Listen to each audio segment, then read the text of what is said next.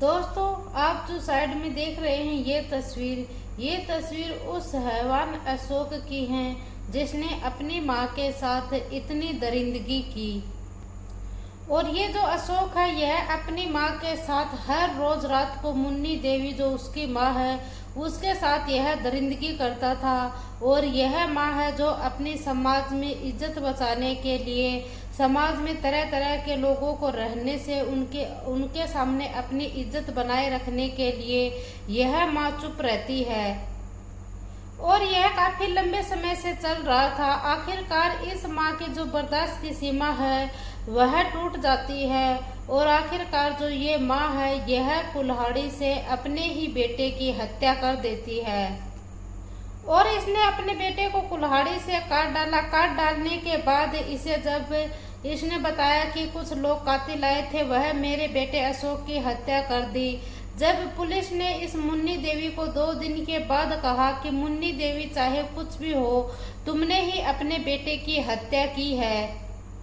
और पहले तो ये मुन्नी देवी इधर उधर की बातें घुमाती है और फिर यह जब पुलिस के सामने सारी सच्चाई बताती है तो पुलिस ने भी मुन्नी देवी को यही कहा कि तुमने इसे मारकर वाकई में ही बहुत सही किया। और पुलिस वाले कहते हैं कि हमें तुम्हें पकड़ने की मजबूरी है क्योंकि तुम्हें अपने हाथ में कानून नहीं लेना था। यह एक कानून है, इसीलिए हम तुम्हें गिरफ्तार कर रहे हैं। लेकिन जो पुलिस वाले हैं वह भी मुन्नी देवी को एकदम से बिल्कुल सही ठहरा दिए।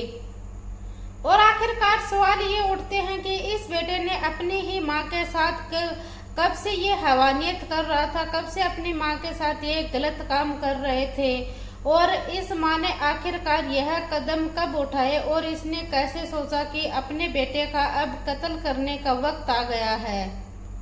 इसने टुकड़े कैसे किए और पूरी प्लानिंग कैसे की। और आज की जो ये पूरी कहानी आप शुरू से लेकर आखिर तक सुनेंगे तो आप भी सोचने पर मजबूर हो जाएंगे कि आखिरकार आज के वक्त में भी कैसे कैसे लोग हैं जो रिश्तों के नाम पर शर्मसार कर देते हैं, रिश्तों की ऐसे धज्जियां उड़ाते हैं कि जैसे कि हमारे लिए कोई रिश्ता मायने ही नहीं रखता है। आज की घटना जो हम शुरू से लेकर आखिर तक जानेंगे। तो नमस्कार, राधे राधे, जय श्री कृष्णा। दोस्तों, मैं पूजा आज की जो सच्ची घटना मैं आपको सुनाने जा रही हूँ यह सच्ची घटना है उत्तर प्रदेश के बिजनौर जिले की। और बिजनौर जिले का ही एक थाना लगता है मंडवाली। और मंडवाली थाने क्षेत्र के अंतर्गत एक गांव आता है श्यामी वाली। और श्यामी वाली गांव में ही 7 अगस्त 2025 में सुबह सुबह ही हल्ला मच जाता है। और उस घर में हल्ला ऐसा मचता है कि घर में चोर घुस गए। जब आसपास के लोग वहां जाकर देखते हैं तो वहां पर कोई चोर वगैरह नहीं था और पूरा घर था वह एकदम से खाली था। उसमें एक माँ और बेटा 2 ही लोग थे। और जो माँ थी मुन्नी देवी वह घर में चिल्ला रही थी और जो गांव के लोग थे वह मुन्नी के घर के अंदर आते हैं। और आकर जब वह देखते हैं तो पता चलता है कि कमरे के अंदर वह चिल्ला रही थी। और जब वह बाहर आकर देखते हैं तो चारपाई थी एक, और उस चारपाई के ऊपर एक मुन्नी देवी का बेटा था वह लेटा हुआ था और जिसकी डेड बॉडी थी वह पड़ी हुई थी, जिसके बेटे अशोक की। और ये जो अशोक कुमार था इसकी बॉडी को देखकर गांव वाले भी चौंक जाते हैं क्योंकि जो उसका सर था वह कटा हुआ अलग पड़ा था और जो धड़ था वह कटा हुआ अलग पड़ा था। और इसी बीच को गांव के जो कुछ लोग थे वह टॉर्च लेकर इधर से उधर चोरों को खोजने में लगे हुए थे। और ये देखते हैं कि अशोक का जो सर था वह तो धड़ से अलग था और अशोक के शरीर के कई हिस्सों पर ऐसे चोट के निशान थे जिससे कि कुल्हाड़ी से उसके ऊपर वार किए गए थे। और गांव वाले यह देखते ही वह समझ जाते हैं कि इसके ऊपर कुल्हाड़ी से वार किए गए हैं। और गांव वाले भी बहुत हैरान हो जाते हैं। गांव वाले हैं वह तुरंत पुलिस को सूचना देते हैं। और जब मौका मुआवने के ऊपर पुलिस आती है तो पुलिस भी थोड़ा सा शक होता है कि जब मुन्नी देवी कह रही है कि अशोक को तो घर में चोर आए थे मारने के लिए। और पुलिस वाले सोचते हैं कि आखिरकार चोर आए, चोरों ने मुन्नी देवी को भी कुछ नहीं किया, न ही घर में कोई लूटपाट की और बस बेटे अशोक की हत्या की और चले गए। और चोरों ने हत्या भी उस कुल्हाड़ी से की जो कुल्हाड़ी मुन्नी देवी के घर की ही थी। और चोर भी सोचते हैं, पुलिस वाले भी सोचते हैं कि ये आखिरकार बात क्या है कि जो चोर थे वह मुन्नी देवी के घर के कुल्हाड़े से इसके मुन्नी देवी की बेटे की हत्या की। पुलिस को यह जो बात है यह हजम नहीं होती है और पुलिस है वह चारों तरफ खोजबीन में लग जाते हैं कि आखिरकार चोर है वह कहाँ, कहीं न कहीं तो हमें मिलेगी। पुलिस की टीम है वह गांव के चारों तरफ लग जाती है छानबीन करने के लिए, खोज करने के लिए।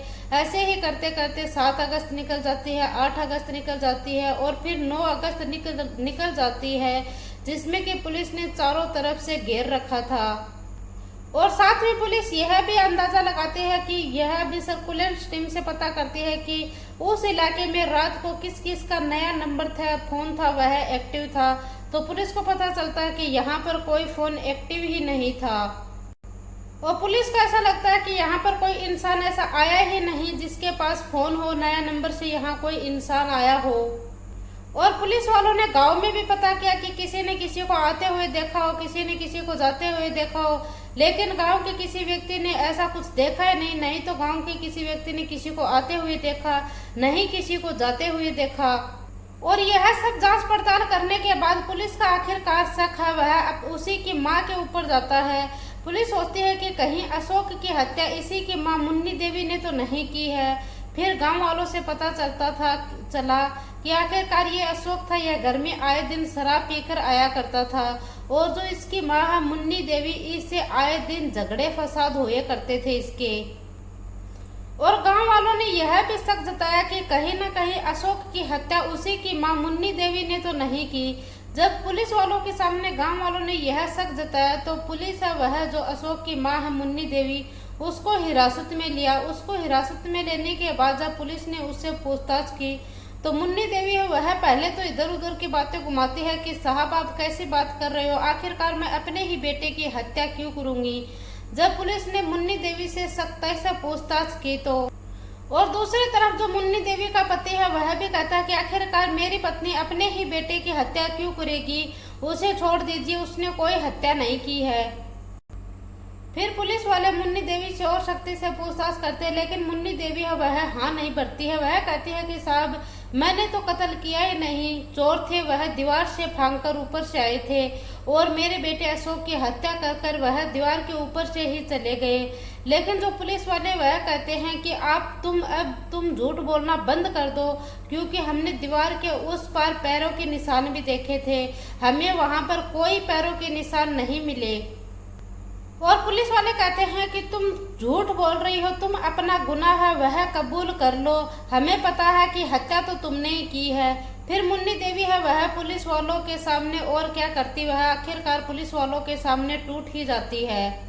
और फिर मुन्नी देवी बोलती है कि हाँ साहब मैंने ही अपने बेटे 32 साल के अशोक की हत्या की थी, जो कि मेरा सगा बेटा था और मैंने उसे कुल्हाड़ी से काट दिया।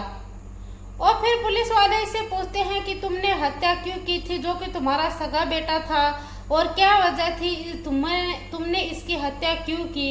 तो ये जो मुन्नी देवी यह बताती है कि साहब जो मेरा बेटा अशोक था इसके कुछ साल पहले शादी तो हुई थी, लेकिन जो इसकी पत्नी है वह वापस अपने घर पर चली गई थी, वह इसके साथ नहीं रहना चाहती थी और पत्नी के जाने के बाद यह शराब का आदी हो गया था और यह दिन प्रतिदिन बहुत ज्यादा शराब पीने लगा और यह घर में आए दिन झगड़ा करता था, फसाद करता था और गंदी गंदी गालियां देता था। और लगभग 1 साल पहले यह मेरे साथ झगड़ा वगैरह करता और ये झगड़ा करता पहले तो मेरे साथ छेड़खानी शुरू की, मेरे साथ गलत तरीके से यह मेरे को टच करता था, कभी कहीं हाथ लगाता था तो कभी कहीं हाथ लगाता था और मैंने इसका विरोध किया था, लेकिन मैंने शर्म के मारे अपने पति को यह बात नहीं बताई थी और न ही मैंने गांव में किसी को बताई, न ही मैंने कोई पुलिस कंप्लेन की। मैंने ऐसा सोचा कि मैं किसी को बताऊंगी तो हमारे गांव में शर्म हो जाएगी, हमारी जो बेइज्जती है वह बहुत ज़्यादा हो जाएगी।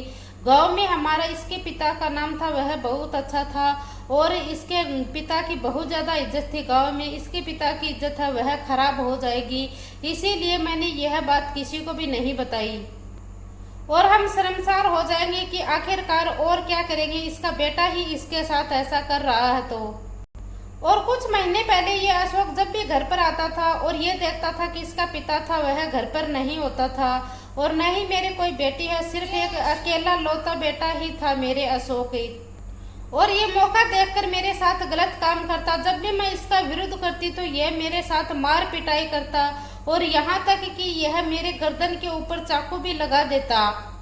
और मैं इन सब से तंग आ गई थी। आखिरकार आप भी सोचकर देखिए कि एक बेटा जिसने एक माँ अपने पेट में 9 महीने उसे रखती है और रखने के बाद उसे पालती पोसती है, जन्म देती है, और आखिरकार वही बेटा ऐसा करने पर उतर आ जाए तो उस माँ के लिए तो जीना भी एकदम से दुश्वार हो जाता है। और ये मुन्नी देवी कहती है कि ऐसा सब कर कर मेरा ऐसा मन करता था कि मुझे अब जीने का कोई हक नहीं है। मेरा बेटा ही आखिरकार मेरे साथ ऐसा करता है तो मुझे कहीं ना कहीं मर जाना चाहिए। और 7 अगस्त को भी जब ये घर पर आता है शराब पीकर, तो ये देखता है कि घर पर कोई नहीं है। फिर यह पहले तो गाली गलौज करता है और उसके पास यह कमरे में ले जाकर मेरे साथ जबरदस्ती करता है। जब इसके हवस मिट जाते हैं तो हवस मिटने के बाद यह बाहर आकर चारपाई के ऊपर सो जाता है। और मैंने इस दिन सोच लिया था कि आज कुछ भी हो जाए, आज मैं ये बर्दाश्त नहीं कर पाऊंगी, आज मैं सब कुछ खत्म कर दूंगी। और फिर जो ये मेरा बेटा था अशोक, इसको नींद आ गई थी वहां पर चारपाई के ऊपर लेटे लेटे हुए, और लेटे हुए इसको नींद आ गई तो तभी पास में पड़ी हुई कुल्हाड़ी थी। मैंने वह कुल्हाड़ी उठाई और वह कुल्हाड़ी उठाकर मैंने अपना पूरा जोर लगाकर इसकी गर्दन के ऊपर वार किया। और मैंने वार ऐसे किया कि कहीं ये उठ ना जाए, इतनी ताकत से वार किया कि यह एक बार में ही इसकी हत्या हो जाए। और मैंने आंखें बंद करके इसके ऊपर एक से बढ़कर एक वार किए थे, कई वार किए थे, कहीं ये उठकर भाग ना जाए, कहीं इसकी आंखें न खुल जाएं। और फिर मुझे ऐसा लगता है कि यह मर गया है। उसके बाद मैं कुल्हाड़ी को वहीं फेंकती हूँ और फिर मैं कमरे के अंदर चली जाती हूँ और वहीं से मैं चीखना चिल्लाना शुरू कर देती हूँ कि घर के अंदर चोर घुस गए हैं, चोर घुस गए हैं। और फिर मैंने गांव वालों के सामने कहानी बनाई कि चोर आए थे और चोर ने अशोक को मार दिया। और तो पुलिस वालों ने यह सब कहानी सुनी तो पुलिस वाले भी इस महिला से कहते हैं कि तुमने जो किया वह सही किया। और पुलिस वाले कहते हैं कि आखिरकार जिस माँ को बेटे ने जिस माँ ने उस बेटे को पैदा किया तो उस माँ के पास यह भी हक है कि अगर वह बेटा इतना गलत करने पर उतर आए तो वह उस माँ को हक भी है कि वह उस बेटे को मार ही दे जो बर्दाश्त के बाहर हो। अगर वह पुलिस कंप्लेन करती तो बेटे को पुलिस ले जाती, जेल में दे देती और कुछ समय के बाद वह रिहा होकर फिर से आ जाता और फिर से वह हैवानियत करने पर उतर आता। और आखिरकार जिस माँ ने उसको जन्म दिया उसने अपनी गोद में उसे खिलाया, पाल पोस कर इतना बड़ा किया, आखिरकार वह उस माँ को ही नहीं बख्श पाया तो आखिरकार वह समाज की किसी और महिला को कैसे बख्शता वह व्यक्ति। इसीलिए ऐसे हैवान दरिंदों को मार देना चाहिए। पुलिस ने ऐसा ही कहा। मुन्नी देवी तुमने बिल्कुल सही किया अपने बेटे की हत्या कर।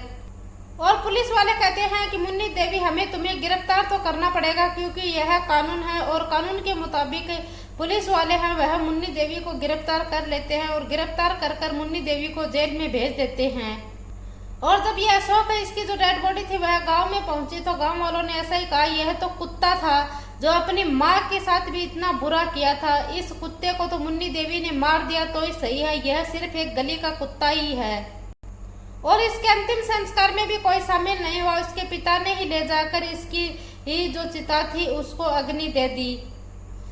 और आजकल तो यह माहौल है यह बहुत ज्यादा खराब हो रहा है और यह माहौल खराब हो रहा है सिर्फ सरकार की वजह से। और 2 वजह है जो माहौल खराब हो रहा है। एक वजह तो है शराब है, यह शराब बहुत ज्यादा लोग है वह शराब के आदी हो जाते हैं और शराब के नशे में उन्हें पता भी नहीं रहता कि वह क्या सही कर रहे हैं क्या गलत कर रहे हैं। और नशा शराब का हो या और कोई भी और किसी चीज का हो, अगर व्यक्ति नशा करने लग जाता नशे का आदी हो जाता है तो उसे सही और गलत का फर्क करना भी बहुत मुश्किल हो जाता है।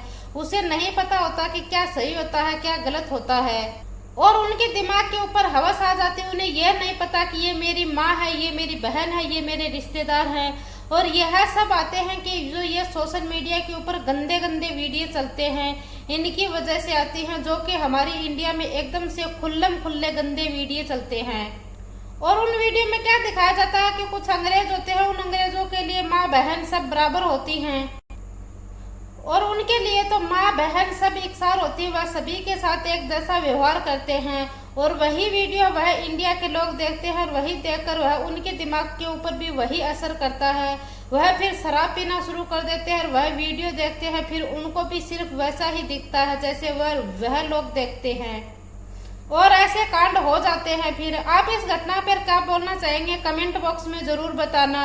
और यह घटना सुनाने का उद्देश्य मेरे किसी को दिल को ठेस पहुंचाना नहीं है, किसी को परेशान करना नहीं है, बल्कि आपको जागरूक करना है, सचेत करना है। जय हिंद, जय भारत। और आज है जन्माष्टमी। जन्माष्टमी को आप सबको बहुत सारी शुभकामनाएं। जय हिंद, जय भारत।